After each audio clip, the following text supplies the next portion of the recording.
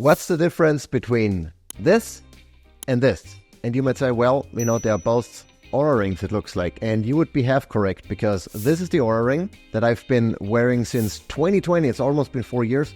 And this is the Ultrahuman. It's a fairly new platform, a fairly new ring that I recently discovered. And in this video, I'm going to tell you everything you need to know about the differences, the similarities between those two platforms, and which one I ultimately like better. Now, as I mentioned, I've been using Oura since 2020, almost 4 years. Ultrahuman is fairly new to me. I've only been wearing it for a couple of months, but that short period was enough to kind of figure out very clearly that one is significantly better than the other. And so in this video, we're going to talk about exactly that. Let's start with the similarities between. As you can tell by the form factor already, they're pretty much the same. I mean, this is like the generic or the first Oura that has like a plateau here. This one is completely round, but Oura now also has a completely round one. So, they are roughly the same materials. You can get them in different finishes and etc.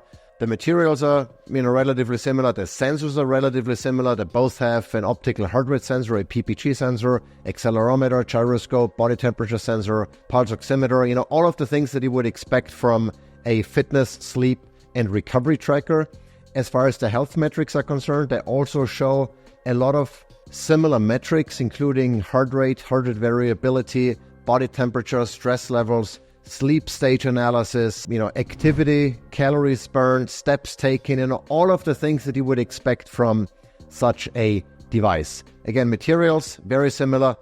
Both are water resistant. They are scratch resistant to a degree, but I don't wear my rings during workouts where there is barbell movements involved, like if you do cleans or snatches or pull-ups or toes to bar, anything like that, especially where there's a rotating motion.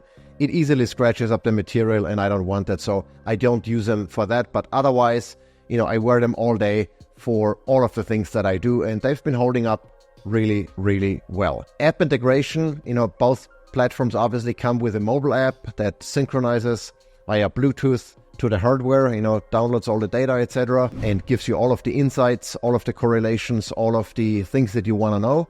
But also at the same time, both platforms integrate with third-party applications and platforms, be it Apple Health, be it Strava, be it, both have a host of integration options that you can leverage to correlate your data, to get your data into other platforms, etc., or to get data from other platforms into the Oura Ring or the Ultrahuman app to see more, about what you're doing, your activity levels, specific workouts you've been doing, etc., etc. Customer support has also been excellent between both platforms. The battery of my Oura Ring actually died not too long ago, and it's been, I think, 2 years since this is my second Oura Ring, and it's been over 2 years, and I just sent out a replacement, got a brand new ring without any questions asked. I really like that. I also had an issue with charging, actually, with my Ultrahuman, where it wouldn't charge anymore, or it wouldn't connect to my phone anymore, I should say, and I also just sent out a replacement, no questions asked. So, have been super happy with customer support of both of the platforms. As far as the accuracy is concerned, obviously that's important. Now, there is no way of telling exactly how accurate those devices exactly are, but all of the sensor hardware is fairly generic. All of the algorithms that calculate HRV and all of the things are fairly generic. Most platforms use the same or very similar algorithms and sensors inside of, as part of the hardware. So, and based on what I've seen from my sleep tracking, from my HRV tracking, etc., they both are fairly comparable. They don't always measure the same metrics at the same time. For example, nightly HRV, I know that, for example, Whoop measures it during deep sleep only. Others use an average, and you can actually see the graph overall, and then they give you a score based on that. But they're fairly spot on, comparable at least. Now, whether or not that's 100% accurate, I don't know for certain, but just based on all the science I've seen, based on the algorithms, they seem to be all fairly spot on as far as heart rate variability, respiratory rate, body temperature, etc. are concerned. So, no big difference, I would say. Speaking of difference, there are significant differences between those two platforms that are worth pointing out. And starting with the overarching theme or primary focus of those two devices. Oura Ring is very clearly focused on recovery, on activity, and on sleep tracking, and that's really all that Ring does. And, some adjacent metrics like stress management, etc., that you can get through the platform. Ultrahuman has a wider arch. They have a broader vision of what they want to help you accomplish as far as your health and wellness is concerned. And that's because it's not only the ring that you can get from Ultrahuman, they also have integration with a continuous glucose monitor, or CGM. I think they leverage the Freestyle Libre platform. They offer blood testing, or are in the process of offering blood testing, so you can loop or lob that into your dashboard and get correlations between activity and sleep quality and glucose levels, etc.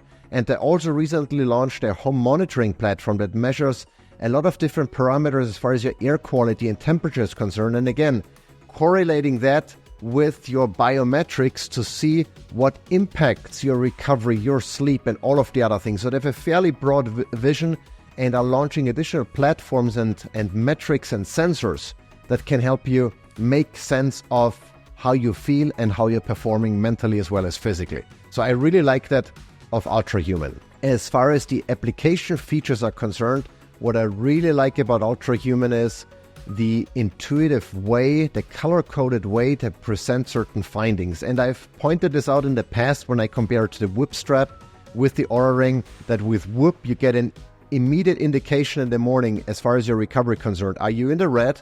Are you in the yellow? Or are you in the green? As far as, are you ready to roll, or do you have to maybe take it easy because you didn't sleep well, your HRV was low, your resting heart rate was high, you fell asleep later than usual, It gives you a very quick color indication of what's going on, and that's a very powerful representation, very intuitive for me to take a glimpse in the morning and know exactly what's going on and whether or not it's worthwhile diving into the details, or if I'm in the green, and I feel good, I'm ready to roll. So I really like that. That I think sets Ultrahuman apart from Oura. Maybe they've taken a cue from Whoop, but even if not, that's, I think, the better way of representing the data, just because it's super intuitive and you can immediately get what's going on without diving into the details. The other thing I really like about the Ultrahuman is that your recovery score that you get, that's usually based on how well you slept, your heart rate variability, your resting heart rate at night, etc. It changes over during the course of the day based on what you do. For example, if you're not very stressed during the day, if you just go for a walk instead of hitting the gym and killing yourself in the gym, your recovery score can actually improve, and Ultrahuman calls it dynamic recovery. So it takes your biometrics throughout the day into account to adjust your recovery score, which I think makes a lot of sense, because if I may be less recovered when I get up, but then I do things to help my recovery, maybe sauna bathing or stretching or yoga or breathing, my recovery will likely go up, and I'm more capable of handling whatever stressors life throws at me for the rest of the day than I would otherwise, The other thing that Ultrahuman has as part of the app is a circadian rhythm analysis and guidance, meaning that it can tell you, what you can do to support your circadian rhythm, to change when you fall asleep and wake up by exposing yourself to sunlight first thing in the morning, for example, or avoiding bright lights in the evening, etc. So it can really help you guide your lifestyle to better support your circadian rhythm. And I really like this. And adjacent to this is a new shift work mode. So if you're working shifts, which is obviously terrible for maintaining optimal health and a proper circadian rhythm, then it can also help you with that to make the best out of the situation. And I really like that as well. I don't do shift work, fortunately. I have a very consistent and strict sleep and wake cycle. But nevertheless, if that's you, Ultrahuman, I think, has a couple of very good tools to help you, work this environment to your advantage. The other thing that Ultrahuman does that Oura Ring doesn't is it has a stimulant guidance built into the app. What that means is that it can tell you that when you wake up, that you should maybe hold off on consuming stimulants like caffeine until your adenosine has cleared out, and so the caffeine is then more effective when you consume it. On the flip side, it tells you when it's smart to taper off consuming stimulants because it might negatively impact your sleep. And it can guide you through that and send you alerts, when it's time to have your first coffee, when it's time to stop drinking coffee, etc. I really like this, even though I have a very fixed kind of routine when I consume coffee and how much. But nevertheless, it was really eye-opening to learn, okay, if I just wait for an hour after waking up, the caffeine has actually more effect. And, obviously then I have to stop at the right time to not negatively impact my sleep.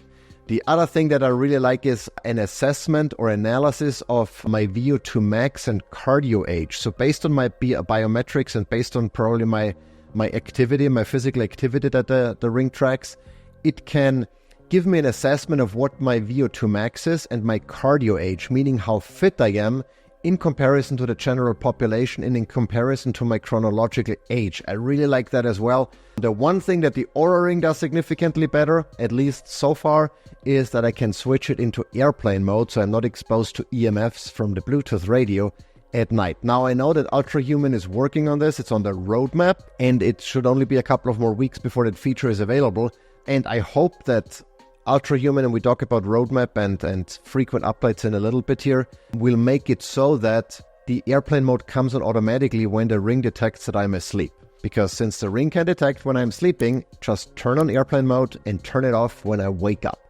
With Oura, you have to do it manually, and I sometimes forget. So I hope that Ultrahuman takes it to the next level and does all of that automatically. From a product that's design perspective, I mentioned initially, they are very comparable. However, Oura offers two different ring shapes or designs, I guess. One is this one with a plateau on top. You can see it here.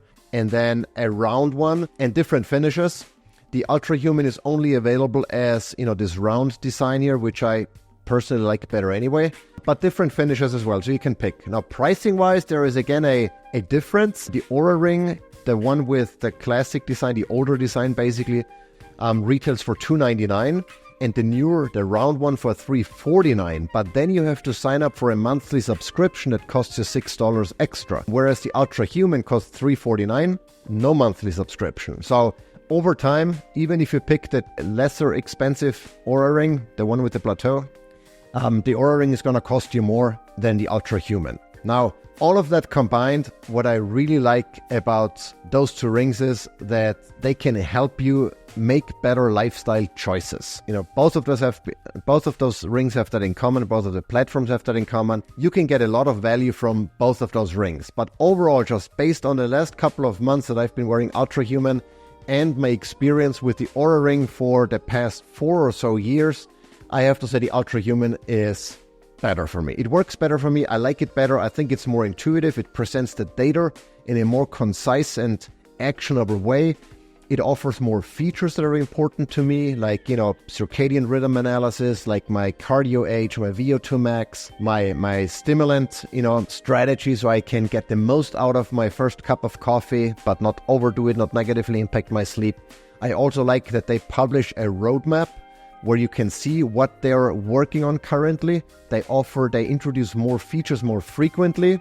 Oura Ring, has new features every so often as well, but much less frequently, even though you pay for a subscription to kind of encourage them to come out with more and better features. Overall, I think the Ultrahuman has a lower total cost of ownership over time. They have a broader vision, so you can, do your CGM, your blood panels, your home air quality, etc. All of those combined into a more holistic view of your health and wellness, and to take more action to improve all of that. So that's my take overall. Again, both great platforms, but Ultrahuman, my new favorite. I stopped wearing Whoop. I actually have not worn my Oura Ring in a couple of weeks either. Just charged it this morning for this video. For exactly that reason, the Ultrahuman I've been wearing for the past couple of months every single day. I love it. Check it out. Let me know in the comments, which one do you like better? Do you think would work better for your health and fitness goals? Let me know. Subscribe, stick around, and I'll see you in the next video.